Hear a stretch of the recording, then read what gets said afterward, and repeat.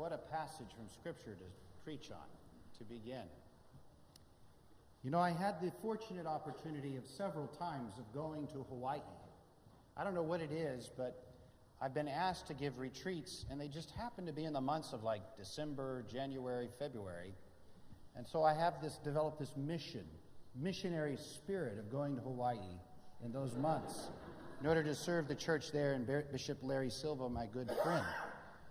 But on one of the trips, he arranged for me to be able to go to the island of Molokai and to spend the night with the priest there and to celebrate Mass for the residents. And you know who the residents are. We used to call it a leper colony. And now they refer to it only as the residents of the island. At the time, there were only 8 residents. But that term leper has such a negative connotation, they don't like to use it. They're residents. They're human beings. You see, that's what the man in the gospel today was really seeking. Not just to be cured miraculously of his skin condition, his disease, but to be restored to humanity. You see, in the Mosaic law, anyone who had leprosy was cut off from the community. It was perceived as a consequence of spiritual sin. And indeed, if you think about it, that boundary between us and the rest of the world, our skin, if it becomes corrupt, if it becomes diseased, our relations with others, that's what sin does to us. It separates us. It corrodes our communion with others, even the world. So there is a certain reality to it, made very concrete. And so when that man broke all conventions, you know, they were supposed to yell out, "Unclean, unclean," in order to protect everyone else. The man must have heard either about Jesus or heard him himself and had the courage to petition, to go to him, and to profess, "If only you will it, you can make me clean." And what is Jesus' response? It's very simple. He reaches out and touches him. He could have done it at a distance and said, you know, "Stay away. I'll heal you from afar." He reaches out and he touches him. And so the first miracle is the fact that that separation is overcome. His humanity is restored. He's perceived. He's recognized as a fellow human being. And the second miracle is indeed his disease is cured. What a great image from Scripture.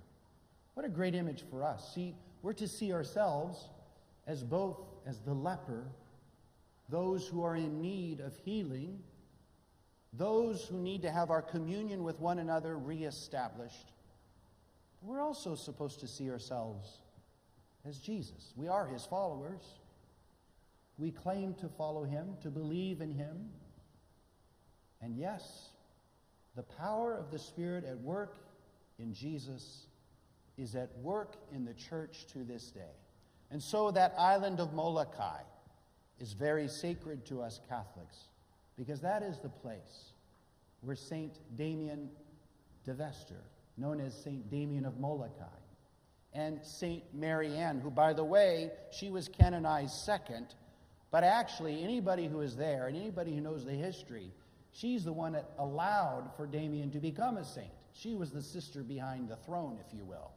She allowed everything to work. And it was a marvelous experience to see the residents there, living in community, being ministered to this day by a Sacred Heart priest, and to recognize that, you know, they, in a certain way, are an objectification of what we do to ourselves, how we separate ourselves from one another or even God by our thoughts, our attitudes, how we push others away. We're called to be like Jesus, just the opposite, to reestablish bonds of communion with one another. And that's one of the reasons why the church requires for Catholics to observe the Lord's Day, Sunday, by going to Mass. And what is Mass? But a reassertion of the bonds of communion. The Lord who touches us, the Lord who feeds us with his very body and blood, so that we might have communion with God restored, but also communion with one another. So, my brothers and sisters, even though we might be in the flu season, the time of the sign of peace is not primarily a time to reassert our familiar relationships that we have with one another as family and friends, but instead, the sign of peace is the time we recognize as members of the baptized our relationship and our obligations to one another as brothers and sisters in the Lord by virtue of our baptism. You see, that's the end result of our healing. That is the very definition of salvation, being in communion with God and with one another. So this Wednesday is a special day, right? This Wednesday coming up. I know it's Saint Valentine's Day, right? But it's also, what, Ash Wednesday. What do we do as Catholics? We put ashes on our skin, recognizing in all humility our need for forgiveness, our need for healing.